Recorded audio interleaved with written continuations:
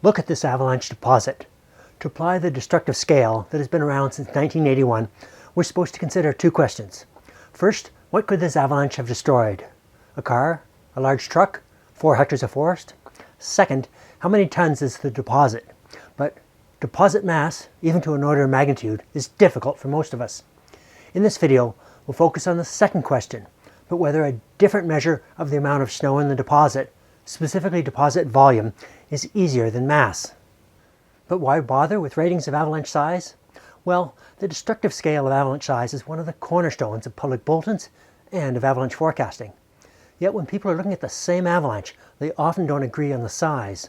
In a 2023 paper, Tyler Carson and colleagues proposed that including deposit volume would improve the consistency of size ratings on the destructive scale. In the first part of this video, I'll explain how deposit volume recently became part of the destructive scale. Then we'll look at a newish way to visualize deposit volume.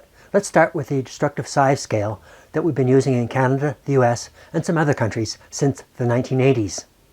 Internationally, it is known as the D scale, and the sizes are called D1, D2, D3, etc. This is the column for mass, which is difficult to estimate. Note that the mass increases by a factor of 10 for each size. So a size 2 is like 10 size 1s, a size 3 is like 10 size 2, and so on. These are the descriptions of destructive potential, but I suspect the destructive potential for D3 and larger avalanches require more experience than most of us have. We're probably better at estimating burial potential, but I don't, in general, recommend that people walk around on deposits to get a good estimate of burial potential. Fast forward about 30 years. The European Avalanche Warning Service adapted the North American destructive scale. The column for destructive potential is similar, but the Europeans replaced the column for mass with one for volume, which is easier to estimate than mass. However, deposit volumes for the larger avalanches on this European scale are not compatible with the mass column in the destructive scale we were using in North America.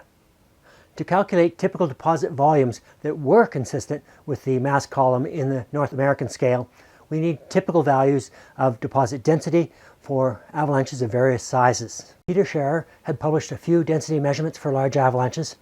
Together with a couple of my measurements, colleagues and I cobbled together these estimates of deposit volumes for the different sizes of avalanche. That's a log scale on the left. These estimates of deposit volume were compatible with the North American scale and should make it easier to rate the size of avalanches as proposed by Tyler Carson. But I wondered how to make deposit volume even easier. When Kevin Cote from the University of Sherbrooke said he'd like to visualize whether a deposit could fill a hockey rink to a certain level, it was a light bulb moment for me. In 2020, Monsi Bacardit, Ethan Green, Ian Tom, and I proposed a table using visual aids like hockey rinks, soccer fields, etc. The deposit volume of a D1 would fill an average apartment up to 1 meter deep. A D2 would fill the floor of a large house about 2 meters deep. A D3 would fill a hockey rink 2 to 3 meters deep, and so on. We called it the more visual method. Yeah, I know, not a catchy name. We produced a video about the proposed scale, which was well received. I was asked to present the more visual method a few times at workshops, but it was just a proposed scale. Then, to my surprise, this table was adopted as the help chart for the US Avalanche Encyclopedia.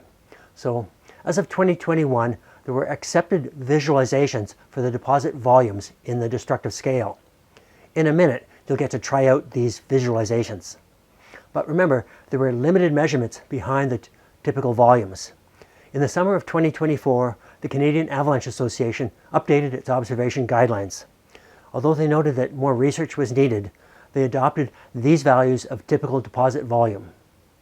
The remarkable agreement for deposit volumes from different sources adds to the credibility of the visualizations in the help chart. I'm ambivalent to the name more visual method. At a conference in 2024, I heard this referred to as the hockey rink scale. So maybe it will be called the help chart for the destructive scale or the hockey rink scale. I don't know. I like both names. Okay, let's apply the help chart or hockey rink scale to this avalanche. To be a size 2, the deposit should fill the floor of a house about 2 meters deep. So this deposit is bigger than a size 2. To be a size 3, it should fill a hockey rink 2 to 3 meters deep. To be a size 4, it should fill 4 hockey rinks about 4 meters deep, so it's not a size 4. This is a size 3. Surely that is easier than estimating whether the deposit is about 100, 1,000, or 10,000 tons. But feel free to disagree in the comments below. Side note about the destructive potential.